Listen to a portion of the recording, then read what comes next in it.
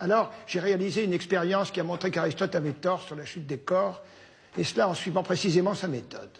Il disait que la chute d'un corps était proportionnelle à sa masse, autrement dit qu'un objet lourd tombe plus vite qu'un objet léger. Mais ça, tout le monde peut le voir. Plus un objet est lourd, plus il tombe vite. Vous croyez? Bien sûr. C'est comme pour l'explication du jour et de la nuit. Vous vous efforcez de nier l'évidence, Galilée. Vous nous prenez pour des simples d'esprit. Et vous nous racontez n'importe quoi. N'importe quoi? Bien sûr. N'importe quoi. Eh bien, moi, je dis que les objets, s'ils sont quelque peu massifs, tombent tous à la même vitesse, quel qu'en soit le poids, et je vais vous le démontrer. Vous permettez?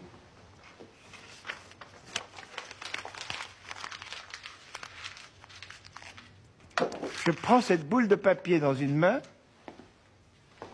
et cette boîte à sable dans l'autre. Je les lâche en même temps, ils vont arriver au sol ensemble.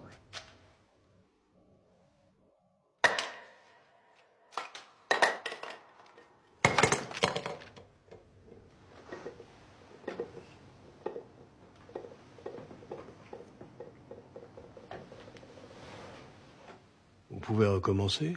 Très volontiers. Je reprends les deux mêmes objets. Regardez bien. Mais quelle diablerie utilisez-vous? Je n'utilise aucune diablerie. Faites l'expérience vous-même.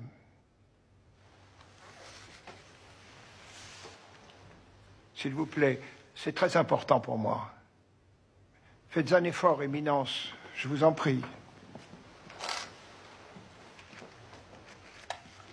Prenez ce papier dans une main. Et cet objet lourd dans l'autre. Levez-vous, Éminence, s'il vous plaît.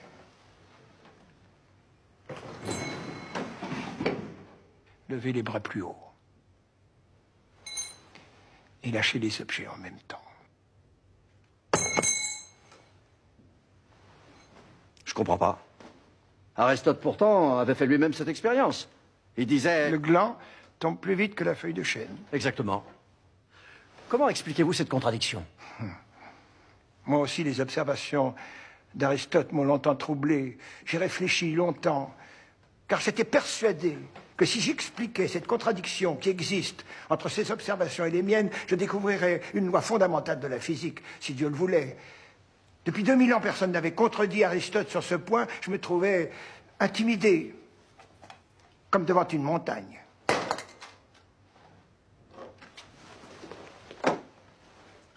Et puis un matin, j'ai eu tout à coup une illumination. Je m'écriais « Eureka !» Oui, comme Archimède. J'ai trouvé, Aristote avait oublié une donnée essentielle, la résistance de l'air. La feuille de chêne est plate et légère. Lorsqu'elle tombe, l'air agit sur elle pour l'empêcher de tomber. Tout comme l'air agité qu'on appelle le vent entraîne la feuille à volter. Le gland, lui, au contraire, est compact. L'air n'a pas de prise sur lui, ou très peu. Sa chute est libre. Alors le poids n'a aucune influence sur la chute? Aucune. Et pourquoi cela? Cette question a occupé mon esprit pendant 3 ans. Voici ce que je crois avoir compris. Le fait que le poids n'ait aucune influence sur la chute est le résultat de 2 principes, de 2 forces qui s'opposent. D'un côté, la force d'inertie, qui fait qu'un objet au repos tend à y rester, et que plus il est lourd, moins il bouge facilement. Ça, tout le monde le sait, pas la peine d'y réfléchir pendant 3 ans. Les objets lourds sont plus difficiles à déplacer. Je n'ai jamais essayé de déplacer un éléphant, mais il doit falloir pousser fort.